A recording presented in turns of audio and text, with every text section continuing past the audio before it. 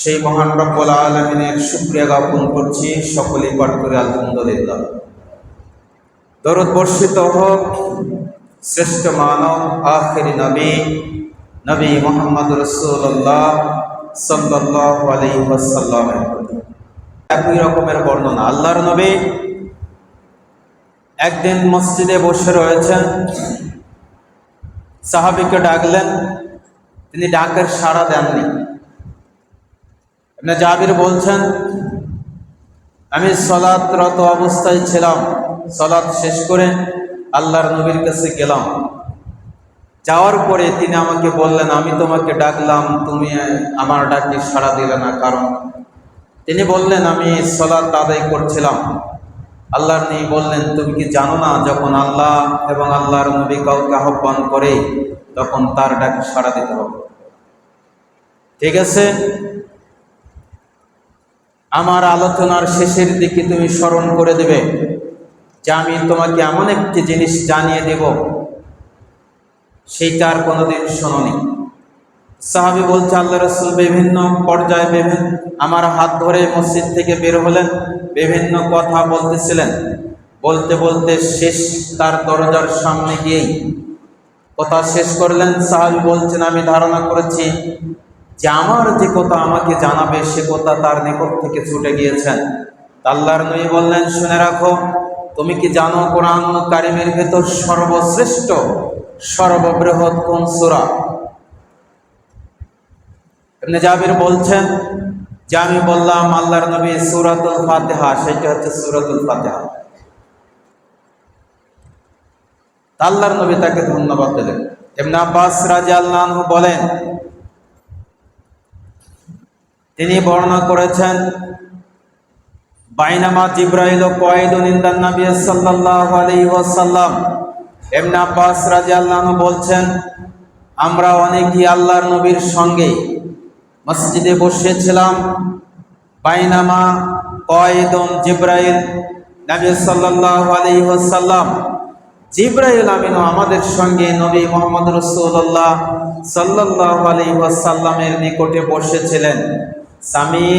সামিয়া নাতিজাম মিন ফাওকিহি ফারাফা রাসাহু, উপরের দিকে বিকট একটি আওয়াজ হলো। জিবরাইল আমিন তার মাথা উপরের দিকে উঠালেন। ফারাফা রাসাহু ফাকালা হাযা বাবুম মিনাস সামা ফুতিহাল ইয়াউমা লাম ইয়াফতা কত্তুন। জিবরাইল আমিন বললেন, উপরের দিকে যে আওয়াজ হলো, এইটা হচ্ছে আসমানের একটি দরজা খোলা হলো, যেই দরজা আজকের দিনের পূর্বে আর কোনোদিন খোলা হয়নি, আজকেই শুধু খোলা হলো। তাহলে এমন একটি দরজা খুললেন আসমানে, যেই দরজা জিবরাইল আমিন বললেন আজকেই খোলা হলো। লাম ইয়াফতা কত্তুন ইল্লা ইয়াউম, আজকের দিনের পূর্বে কোনোদিনই দরজা খোলা হয়নি। ফানাজালা মিনহু মালাকুন ফাকালা হাযা মালাকুন নাজালা ইলাল আরশ, একজন ফেরেশতা এই দরজা দিয়ে জমিনের দিকে নাজিল হলেন, চলে আসলেন।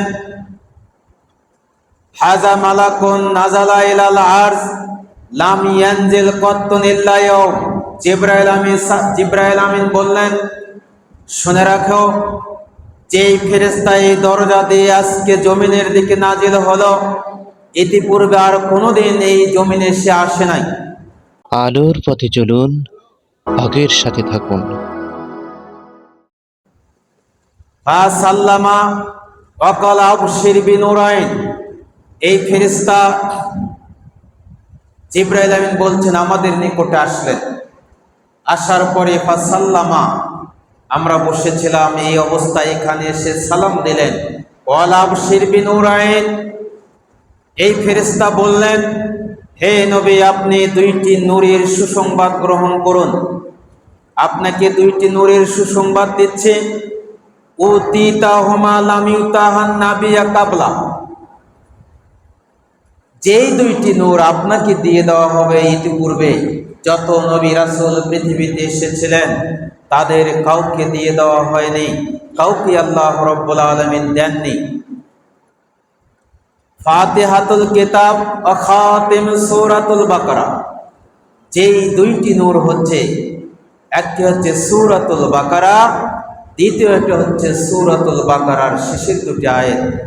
সূরাতুল বাকারা, লান তাকরাহা বিহারফিন মিনহুমা ইল্লা উতিতাহু, যখন আপনি এই দুইটি থেকে কোনো একটি পাঠ করবেন, প্রত্যেকটা অক্ষরের বিনিময়ে যদি আপনি কিছু চান তাহলে আপনাকে সেইটা দিয়ে দেওয়া হবে। এই দুইটি থেকে আপনি যখন পড়বেন, পাঠ করার পরে আপনি যা চাইবেন প্রত্যেকটা অক্ষরের বিনিময়ে আপনাকে তা দিয়ে দেওয়া হবে। সুবহানাল্লাহ। এই হাদিস মুসনাদে আহমদে বর্ণনা করা হয়েছে। হাদিসটি সহিহ। আব্দুল্লাহ ইবনে আব্বাস থেকে বর্ণনা করা হয়েছে। ফাজাইলুল কোরআন, কোরআন পাঠের ফজিলত, এই অধ্যায়েও বর্ণনা করা হয়েছে। এইখান থেকে, হাদিস থেকে আমরা কি বুঝলাম? যে সূরাতুল ফাতিহার নাজিলের প্রেক্ষাপট, সূরাতুল বাকারার শেষের দুটি আয়াতের নাজিলের প্রেক্ষাপট এবং ফজিলত। বিসমিল্লাহির রহমানির রহিম, যেই দুইটি নূর, তন্মধ্যে সর্বপ্রথম যেইটার কথা বলছেন সূরাতুল ফাতিহা। আমরা সকলেরই মুখস্থ, ছোট বড় সবারই।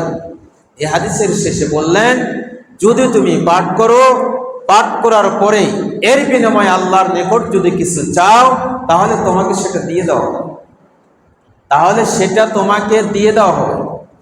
সর্বোত্তম দোয়া হচ্ছে সূরাতুল ফাতিহা। সর্বোত্তম দোয়া হচ্ছে সূরাতুল ফাতিহা। সূরাতুল ফাতিহা দুই ভাগে বিভক্ত।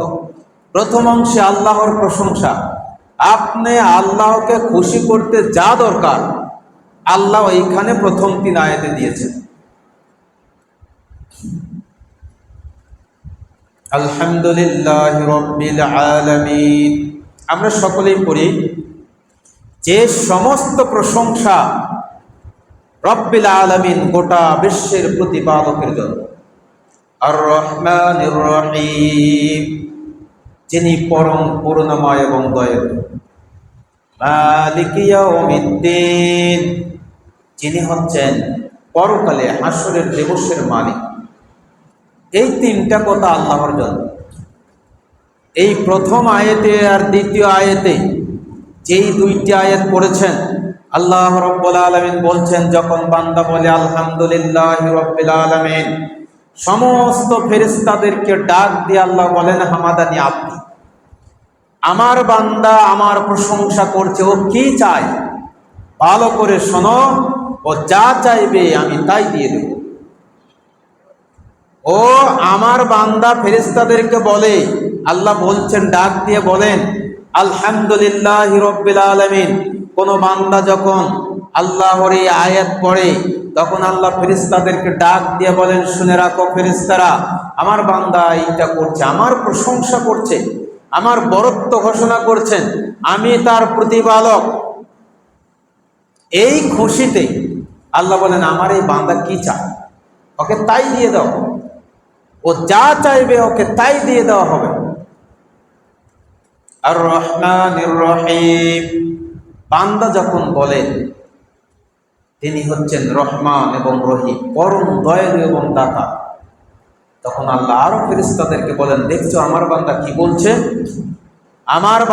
আমার বান্দা বলছে আমি দয়ালু, আমি দাতা, সে আমাকে দয়ালু ভাবছে, তাহলে ওর কি দয়া দরকার রয়েছে? যা চাইবে আমি তাই দিয়ে দেব।